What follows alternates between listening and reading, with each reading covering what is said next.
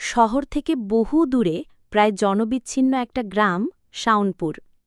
অরুণ চৌধুরী পেশায় একজন চিত্রশিল্পী, শহরের কোলাহল থেকে মুক্তি পেতে আর নতুন ছবির অনুপ্রেরণার খোঁজে এই গ্রামটিতে এসেছিল। গ্রামের প্রান্তে ঘন শালবনের ধারে একটা পুরনো দোতলা বাড়ি ভাড়া নিয়েছিল সে। বাড়িটা বহু বছর ধরে খালি পড়েছিল। স্থানীয়রা বলতো পোড়ো বাড়ি, আর রাতের বেলা ওটার দিকে তাকাতেও ভয় পেত। অরুণ এসব কুসংস্কারে বিশ্বাসী ছিল না। তার কাছে বাড়িটা ছিল ছবির মতো সুন্দর। পুরনো স্থাপত্য, দেওয়ালে শ্যাওলার কারুকাজ, আর সামনে একটা মস্ত বড় বকুল ফুলের গাছ। প্রথম কয়েকটা দিন বেশ ভালোই কাটল। দিনের বেলা ক্যানভাসে রং চাপাত, আর বিকেলে গ্রামের মেঠো পথে উদ্দেশ্যহীনভাবে হেঁটে বেড়াত। গ্রামের একমাত্র চায়ের দোকানে হরিকাকার সাথে তার পরিচয় হল। হরিকাকা বয়সের ভারে নুবজ, কিন্তু চোখ দুটো অস্বাভাবিক রকমের সজাগ। অরুণকে দেখে প্রথম দিনই একটা অদ্ভুত প্রশ্ন করেছিল, বাবু, ওই বাড়িতে একা থাকতে ভয় করে না? অরুণ হেসে বলেছিল, ভয় কিসের কাকা, আমি তো ভূতে বিশ্বাস করি না। হরিকাকা একটা দীর্ঘশ্বাস ফেলেছিল, তারপর বিড়বিড় করে বলেছিল, বিশ্বাস অবিশ্বাসের ধার ধারে না গো বাবু। শাওনপুরে সন্ধে নামে না, আধার গিলে খায় দিনটাকে, আর ওই বাড়ির ক্ষুদে বড্ড বেশি। কথাটা অরুণের মনে দাগ কাটেনি সেদিন, কিন্তু রাতের বেলা একা বাড়িতে ফিরলে কেমন যেন একটা অস্বস্তি হতো। মনে হতো চারপাশের নিস্তব্ধতা যেন জীবন্ত। ঝিঝি পোকার ডাকটাও একসময় থিমে গিয়ে এমন এক ভুতুরে নীরবতা নেমে আসত, যা শহরের কোলাহল চেয়েও বেশি অসহ্য। গল্পের শুরুটা হলো এক অমাবস্যার রাতে। সেদিন প্রচণ্ড ঝড় বৃষ্টি হচ্ছিল। বিদ্যুৎ চলে গিয়েছিল সেই বিকেলে। অরুণ হারিকেনের আলোয় তার নতুন ছবির কাজ করছিল। ক্যানভাসে ছিল শাওনপুরের সেই শালবন, কিন্তু রংটা ছিল কেমন যেন বিষণ্ণ, কালো আর গাঢ় সবুজে মেশানো। হঠাৎ করেই বাইরে বাতাসের শু শো আওয়াজ ছাপিয়ে একটা অন্যরকম শব্দ ভেসে এলো। দোতলার কোনো একটা ঘরের জানালা বারবার বাতাসে বাড়ি খাচ্ছে। অরুণ প্রথমে পাত্তা দেয়নি, কিন্তু শব্দটা ক্রমশ ছন্দময় হয়ে উঠল, যেন কেউ ইচ্ছে করে জানালায় টোকা দিচ্ছে। ঠক ঠক ঠক।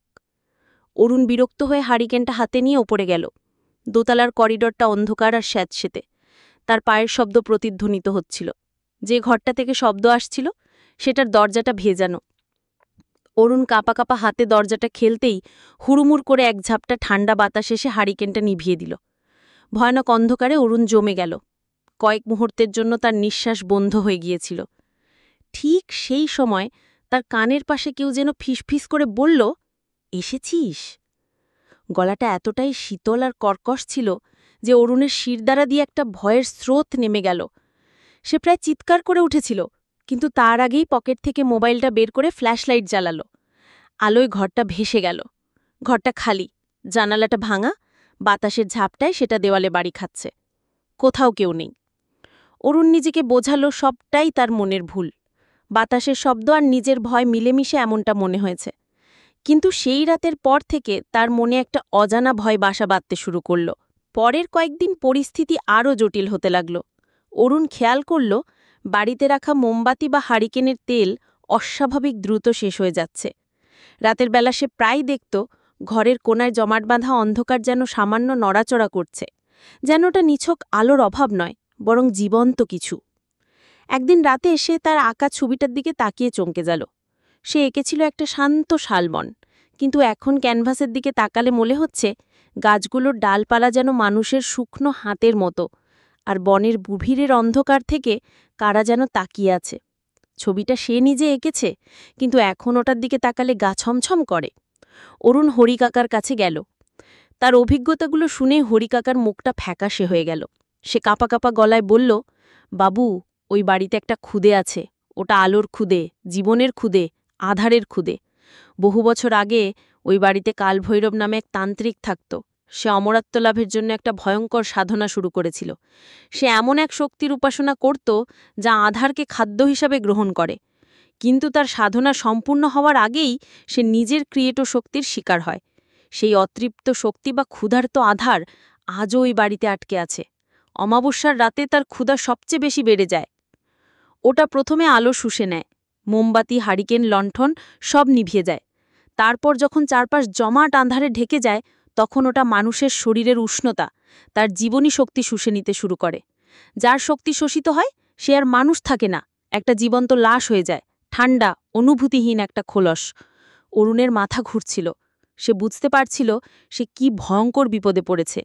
পরের অমাবস্যা আর মাত্র 2 দিন বাকি। অরুণ ঠিক করল সেই বাড়ি ছেড়ে দেবে। কিন্তু সেদিন বিকেলেই শুরু হলো মুষলধারে বৃষ্টি। গ্রামের একমাত্র কাঁচা রাস্তাটা নদীর জলে ডুবে গেল। শহর বা অন্য কোনো গ্রামে যাওয়ার আর কোনো উপায় থাকল না।